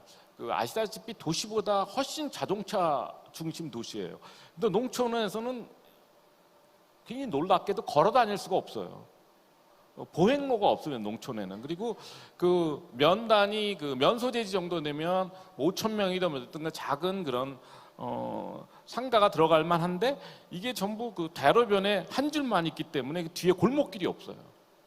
자, 그게 우리가 의도적으로 만들었다는 것보다도 60년대, 70년대 거치면서 농촌이 오히려 더 기계화되고 자동차 중심으로 가면서 어떤 삶의 질이 떨어지게 삶의 질이 그러니까 워낙은 우리가 생각하는 뭐 이상적인 농촌 마을 그 미국에서 또 말하고 작은 마을에 뭐 스몰 타운 뭐 빌리지에 어떤 이렇게 그런 정감 있는 그리고 또 우리 오래된 가게가 있는 이런 게 지금 다 사라진 거죠. 그리고 그게 첫 번째 포인트고요. 그래서 농촌이라고 불가능한 게 아니고 우리나라의 특유의 농촌 구조가 이거를 막고 있다고 생각합니다. 지금부터라도 보행 중심으로 가야 된다고 생각해요. 저는 농촌도.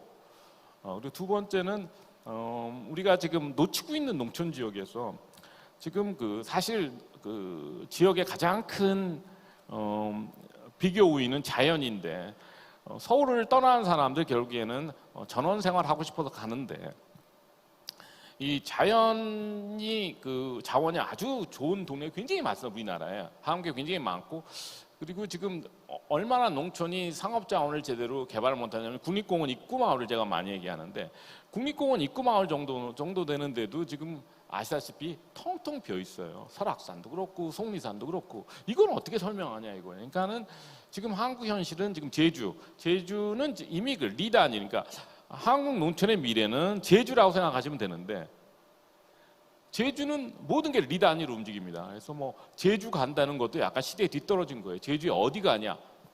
뭐 중문 간다. 그것도 시대에 뒤떨어진 거예요. 뭐 내가 제주 세화리 간다, 종달리 간다, 뭐 사계리 간다. 이 정도 되면 제주 좀 아는 사람이에요. 그 정도 리 단위로 다 움직입니다. 그래서 제주엔 지금 제가 한 10개 정도밖에 소개 안 했지만 제가 다시 가면 최소한 20개는 더 밖으로 알고 있어요. 리 단위의 매력적인 상권을 가진 동네가.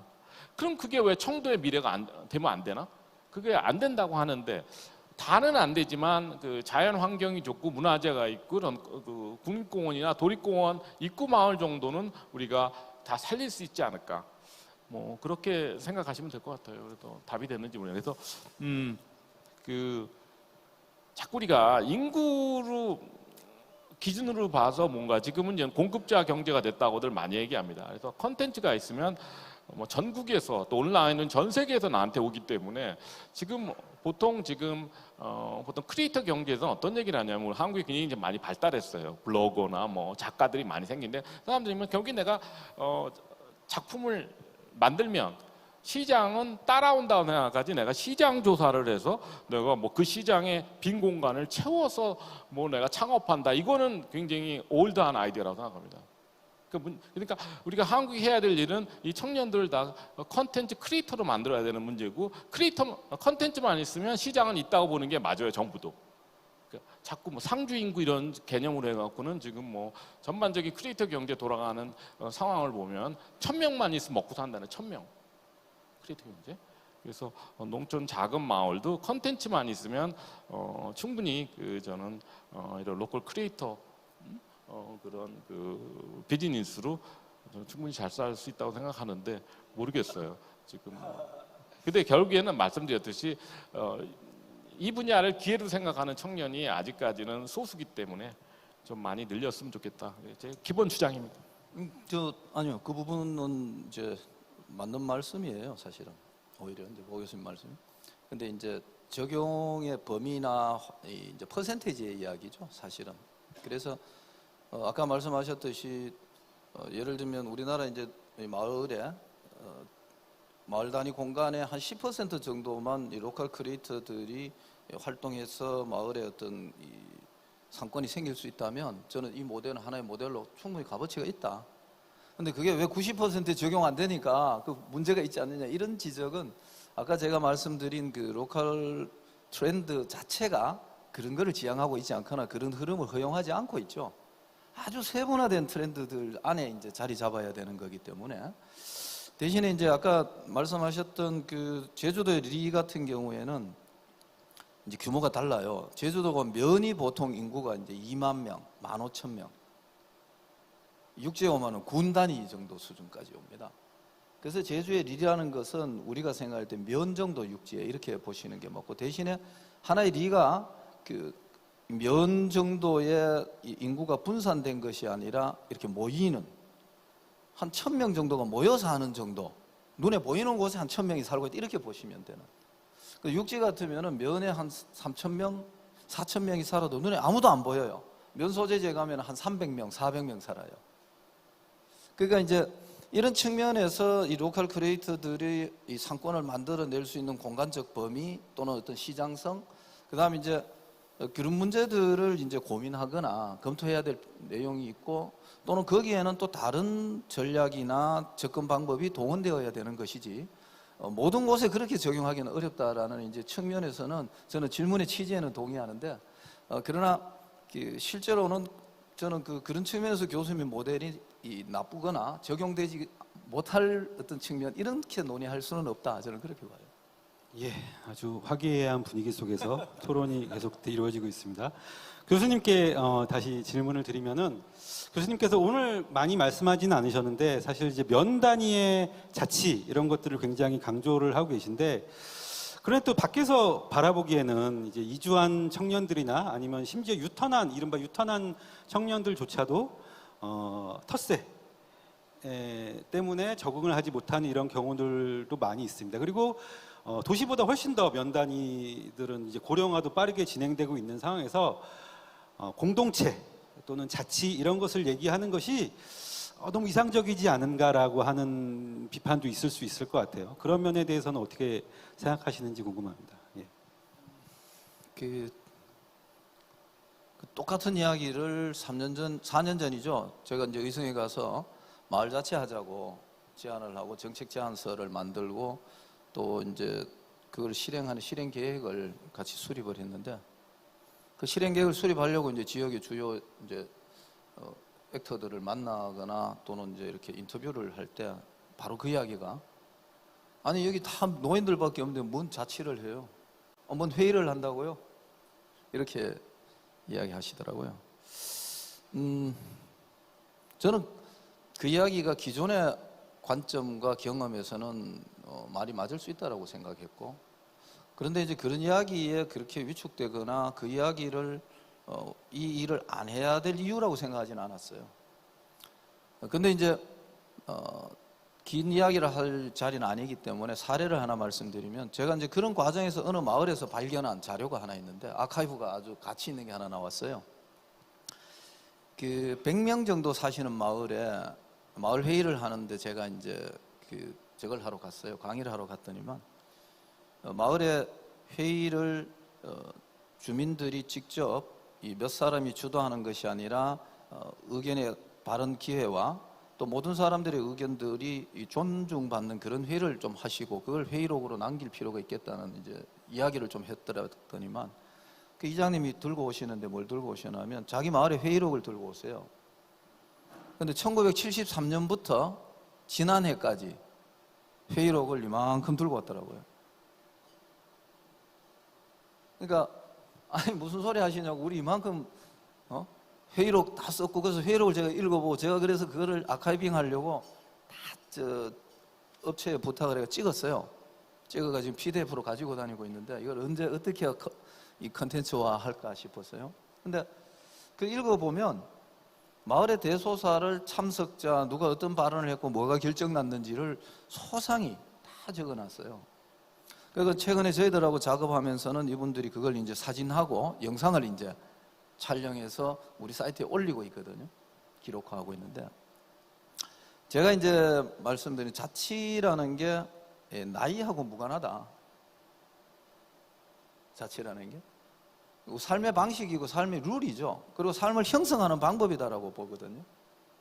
또는 공동, 여러 명이 한 구역에서 살 때, 한 공간에서 살 때 같이 사는 방법이 자치잖아요. 그 안에 질서가 생겨야 되고 같이 해야 될 일을 결정해야 되고 또 그 일을 집행할 때 서로의 역할을 배분받아야 되는 것이죠. 또 하나는 농촌의 마을에 가보시면 유일하게 기금이 조성되고 있는 데는 마을 노인회입니다. 전국의 모든 농촌 마을에 경로당이 있는 곳에 가보시면 노인회 회장님이 계시고 노인회에는 장부가 있어요. 재정장부가. 그 본인들이 보조금이나 마을에서 그 이렇게 기부 들어오는 돈을 모아가지고 경로당 운영비로 지출하고 그거를 회계 관리하고 증빙하고 공유하고 돈을 기금으로 관리하는데요.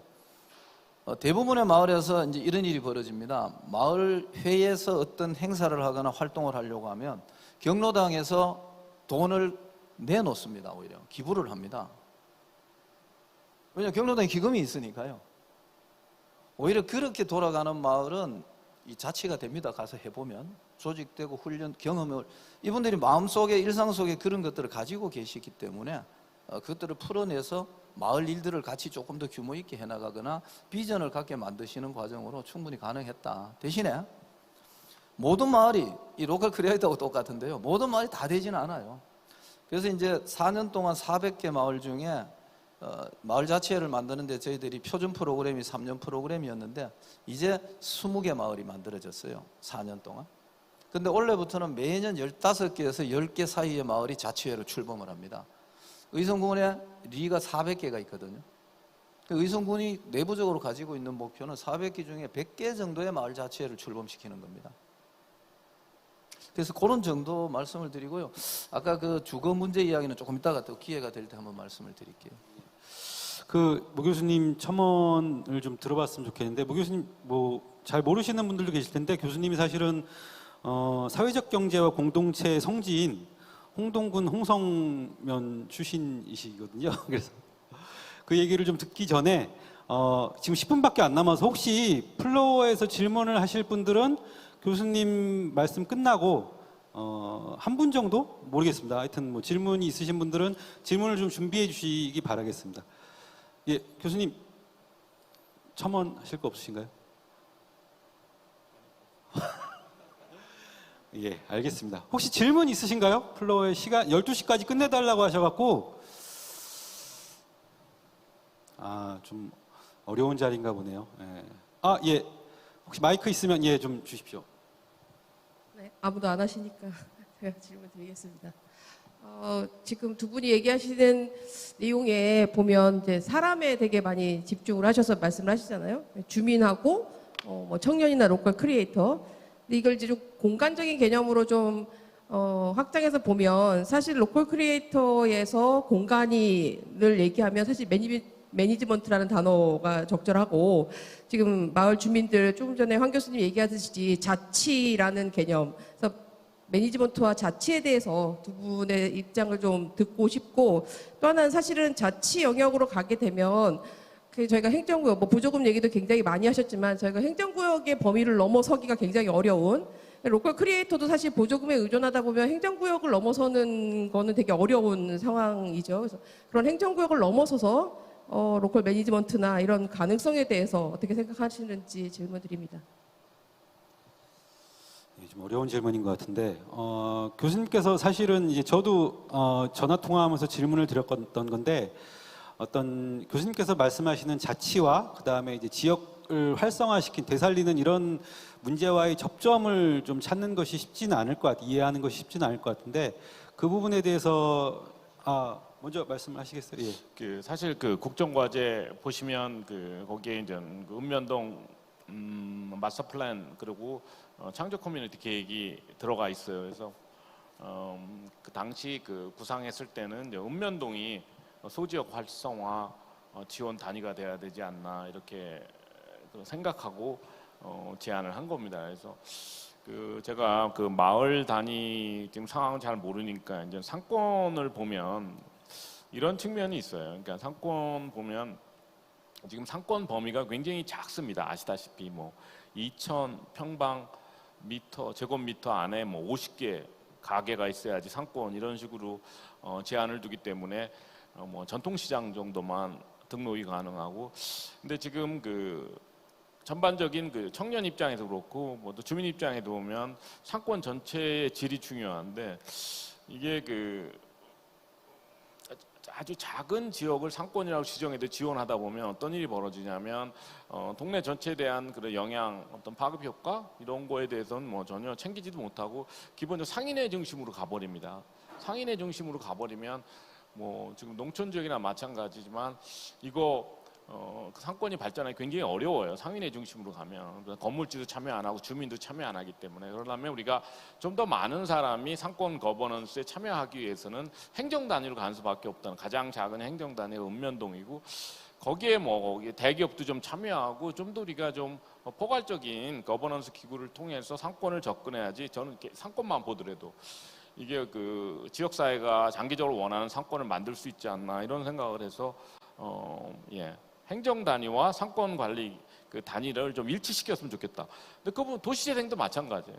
문화 도시도 그렇고 뭐 마을 기업도 그렇고 모르겠어요.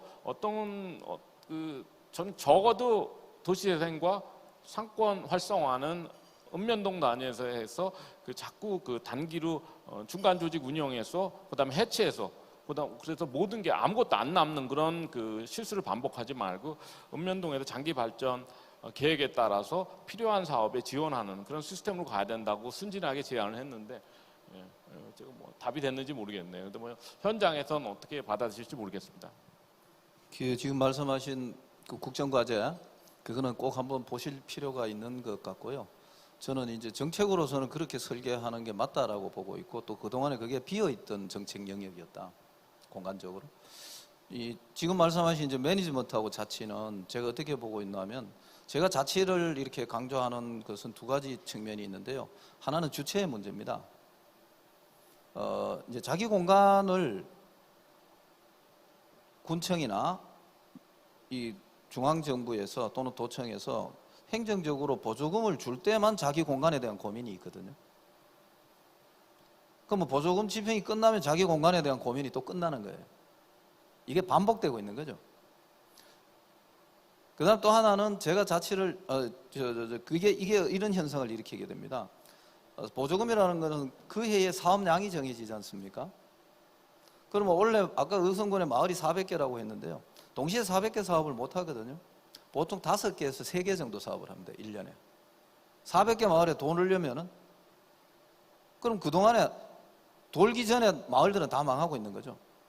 또는 이미 사업비를 집행했던, 보조금을 집행했던 마을은 사업비가 끝나기 때문에 또 아무것도 안 하고 있어요. 그렇게 해서 결국 다 망하는 일을 만들고 있다는 것이죠. 그래서 제가 주체의 문제라는 것은 자기 공간에 대해서 미래나 또는 자기 공간에서 자기들이 해야 될 일들, 또는 우리가 살기 위해서 필요한 것, 이 공간을 살아내기 위해서 이러한 것들을 스스로 고민하게 하는 과정이 자치이고, 그러한 자치력이 그러한 주체들을 만들어내지 못하면 매니지먼트가 아무리 훌륭한 보조금이나 사업기획 또는 그 로컬 크리에이터가 들어오더라도 그 사업만 진행이 되지 그 공간에 대한 미래를 만드는 대로까지 나가지 못한다.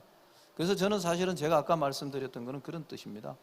이 자치가 농촌에서 또는 우리가 로컬에서 주체를 만드는 과정이라면 결국은 민주주의라고 제가 표현했던 것은 이러한 자치력을 가진 로컬의 이 자치 단위들에게 권한과 재정이 배분돼야 되는 거죠. 일상적으로. 그래야 그들이 그들 거를 고민하게 하는 겁니다. 이걸 계속 보조금 한 개 받기 위해서 자치 조직을 만드는 꼴로 가게 되면은 똑같은 일이 반복될 거다. 그 다음에 이제 이 행정구역을 넘는 문제는 그러한 단계로 가면은 우리나라 정부가 제일 못하는 일인데 사실은 그게요. 근데 저는 작은 단위로 가면 그게 가능해질 수도 있겠다. 작은 단위의 자치 주체들이 분명히 지금 뭐냐 하면 자치단체 또는 행정구역 사이의 협력인데요. 여기 지금 부울경 지난 4년 동안 협력한다고 그때는 뭔가 여기 혹시 공무원들 와 계시는지 모르겠는데 부울경 그 뭡니까 특별지방자치단체 만들면은 뭔가 획기적으로 돈 받는 줄 알고 하셨잖아요. 정부 바뀌니까 또 안 한다잖아요. 이게 협력이 제일 어려워하는 일이거든요. 우리나라 정부가 행정 공무원들이. 근데 이게 작은 단위의 행정구역을 넘는 일은 자기 공간의 주체가 있어야 협력이 가능하다. 근데 그때의 협력은 이 대표들 간의 협력은 필요가 없다. 오히려 플레이어들 간의 협력을 통해서 이 프로젝트나 기획들이 이루어질 수 있는 것이고 오히려 그게 자연스럽다. 저는 이제 그런 정도 말씀을 드릴게요. 예, 교수님께서 오늘 사실 충분히 말씀을 못 하셨는데 주제가 달라서 교수님께서 말씀하시는 자치, 분권 이런 것이 사실 지방자치단체에 초점이 맞춰져 있지는 않아요. 나중에 이제 기회가 되시면은 쓰신 글이나 뭐 발표나 이런 것을 좀 들어보시면은 교수님께서 말씀하시는 자치력 이런 것이 조금 더 이해가 되시지 않을까 생각이 됩니다. 자, 시간이 다 돼 버렸습니다. 벌써 좀 아쉬운데 그 두 분 마지막으로 한 말씀씩 하시고 이 자리를 마련하면 될 것 같습니다. 오늘 이제 주목할 시선이라고 좀 특별히 마련한 세션인데 오늘 어떠셨는지 한 말씀씩 간단하게 좀 말씀해 주시고 마무리하도록 하겠습니다. 예.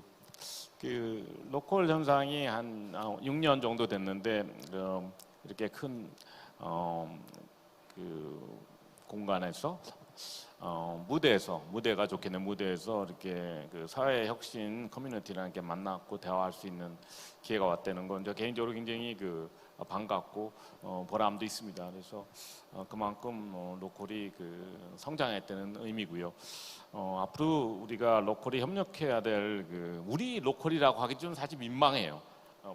안에 들여다보면 예, 그렇지만 뭐 사회적 경제 그리고 뭐 문화도시 그리고 도시화된 커뮤니티랑 우리가 좀 잘 대화를 해서 모르겠어요. 우리가 지역을 살리려는 노력은 부처마다 다 열심히 하는데 이런 통합적인 체계가 없다 보니까 우리가 아까 말씀하신 돈은 많이 쓰는데 실질적인 변화가 없다.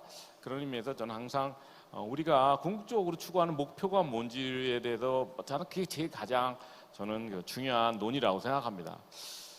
그랬을 때 저는 개인적으로 작은 농촌 마을도 창조 커뮤니티로 가야 된다. 이게 무슨 뜻이냐면 독립적인 그 문화를 창출할 수 있는 최소 단위로 해서 그래야지 그 우리만의 어떤 그 고유성, 다양성을 갖고 그 고유성을 갖고 뭔가 의미 있는 일자리를 창출하는 그래야지 저는 지역 경제가 지속 가능하다고 봅니다. 그런 의미에서 우리 그 지역을 걱정하는 많은 분들이 자꾸 우리가 뭐 모르겠어요. 그것도 다양한 시각이 있는데 지역을 보는 시각이 있는데 어느 정도는 좀 합의 좀 해줬으면 좋겠다는 생각이 들었습니다. 그러면 우리가 가진 자원을 더 효율적으로 쓰지 않을까 이런 생각을 해봤습니다. 하여튼 경청해 주셔서 감사합니다.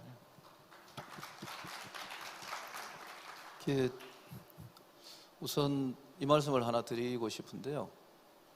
이제 로컬이라는 게 이제 이 크리에이터들이나 로컬의 플레이어를 중심으로 고민하기 시작한 게 한 6, 7년 정도의 이 공간을 가진 시간적 공간을 가진다면 이제 이 지방의 문제가 사실은 한국 사회에서 이슈화된 거는 조금 더 긴 시간 공간이 있다. 저는 이제 그 지점을 IMF 구조금융 시대로부터가 가시화됐다라고 보거든요. 그 시점부터 우리 사회가 생산성과 효율성 중심으로 재구조화되기 시작했고 산업 구조도 바뀌기 시작했고 그러면서 이제 대도시 중심으로 살 수밖에 없는 구조들로 재편이 된 거죠. 그리고 아까 이제 모 교수님 발표에 그게 있었죠. 창조 도시로 창조 계급들이 집중되는 게 한국에서는 2010년 이후로 나타나기 시작했다고 말씀하시는데 사실은 그 시점을 저는 어떻게 보나 하면 지방에 있는 대도시에서 서울로 인구가 빨려 들어가는 시점인 거죠. 그러니까 60년대, 70년대, 80년대는 농촌에서 지방의 대도시로 인구가 흡수되기 시작했다면 IMF가 지나면서 수도권으로 이전하기 시작한 겁니다. 그런데 이 수도권으로 이전이 2010년을 지나면서는 로컬에서 역량을 발휘할 수 있는 사람들이 수도권으로 빠져나가는 이제 이런 현상들이 이제 나타나면서 이제 사람들이 우리나라 로컬이 망하고 있구나라는 걸 이제 눈에 보기 시작하는 거죠. 목도하기 시작하는. 이제 제 같은 경우에 이제 1990년대 말에 지방 분권 운동을 시작하면서 이제 이 지방이라는 것을 제가 아까 로컬이라는 영어로 계속 쓸 수밖에 없다는 생각을 했다는 이유, 사실은 그때부터 고민을 시작한 것인데요. 내일 아마 우리 이제 황민호 옥천신문 대표가 오실 때 그 이야기를 또 하실 것 같아서 제가 오늘 면 이야기를 좀 덜 했는데요. 아까 사회자는 그걸 유도하셨는데 제가 딴 이야기를 계속했어요. 마무리 말씀을 그걸 좀 드리면 지난 60년 동안 그런 면에서 인구가 가장 줄어들거나 산업적, 경제적, 문화적 역량이 가장 와해된 곳은 공간으로 보면 면지역입니다. 그래서 이제 중소도시가 무너지면 대도시들이 무너지고 대도시들이 무너지면 서울도 결국은 활력을 잃게 되는 것처럼 사실은 이 일의 시작은 마을과 면이 무너지기 시작하는 것을 방치한 데서부터 사실은 이 경향들은 강화되기 시작했다, 저는 그렇게 보는 거고요. 그래서 이 문제를 해결하기 위한 전략적 지점을 어디로 잡아야 될 건가를 고민했을 때 사실은 상당히 늦은 감이 있지만 지금이라도 면지역, 읍지역을 주목해야 된다. 그래서 3,501개의 읍면동 중에 읍면은 지금 1,800개 정도, 1,300개 정도 되거든요. 읍면은. 사실 여기가 문제인 거죠. 그러면 지금 이 1,300개 모두를 활성화시킨다는 것은 제가 디스토피아라고 표현했던 뜻은 그게 불가능하다고 저도 보고 있습니다. 그러나 그걸 공식적으로 말하기는 어려운데요. 그러나 그 중에 어떤 것이 활력을 영원히 잃어버릴 건가는 우리가 결정할 수 있는 문제는 아니다. 그래서 읍지역과 면지역에서 스스로 마지막 자기 지역을 되살리는 노력을 할 수 있는 기회를 줘야 되는데 그것이 보조금으로 해결되지는 않는다라는 게 이제 저의 관점입니다. 그래서 이제 민주주의의 관점에서 이거를 좀 풀어내야만이 지속성을 가진다는 말씀이었고요. 그러자면은 아까 모 교수님 모두에 이 말씀하셨죠. 대기업과 중소기업들이 가지는 관점하고 이 동네 골목의 관점은 다르다. 경제적 관점에서도. 사실은 그동안에 그 부분이 무시되어 있었잖아요. 그래서 이제 지방자치단체가 면지역과 읍지역을 살리는 방법은 전부 대기업 유치입니다. 아니면 기업 투자 유치입니다. 그런데 거기에 단위에 들어가는 지방정부가 지출하는 규모가 여러분들이 생각하는 규모 이상입니다. 어마어마합니다. 기업 하나 유치하는데 보통 100억 정도 투자합니다. 왜냐, 길 깎아주는 것에도 진입로 닦아주는 것에도 3, 40억에서 100억 사이 들어갑니다. 땅 사주는 경우도 많습니다. 그런데 저는 그런 돈을 우리가 나눈 이런 이야기로 돌려야 되는데 지방정부의 의사결정권자들은 대기업이나 중소기업과 똑같은 논리로 제가 가지고 있는 이 논리를 반대하고 있거나 무시하는 거죠. 어느 천년에 그래갖고 동네를 살리냐? 웃긴 소리 하지 말아야입니다. 그런데 저는 이 흐름을 바꿔내지 못하면 결국은 그 지방자치단체가 활력을 잃는 거로 응징당할 것이다. 제가 어젯밤에 와서 울산을 좀 돌아보고 울산에 제 오랜 친구들을 만나서 울산의 산업에 대한 이야기를 좀 잠깐 들었는데요. 울산 끊임없이 이 장치산업이나 큰 산업을 고민해왔고 최근에 울산의 혁신도시에서 그런 고민을 하는 이야기는 저도 한번 와서 들은 적이 있는데요. 이러한 지역조차도 동네의 활성화를 고민하지 않으면, 그죠? 어려울 것이다. 앞으로 활력을 만들기 어려울 것이다 이거요. 그걸 배우기 위한 자리가 오늘 이번 2박 3일에 이 자리였기를 희망하고 실제로는 제가 나누는 이 이야기는 원리적 관점에서 앞으로 농촌 지역이나 좀 더 작은 도시를 대상으로 이런 이야기들이 계속되기를 바라고 그래서 저는 계속 작은 자치단체를 찾아다니면서 이제 시비를 겁니다. 이런 이야기를. 네, 이상입니다.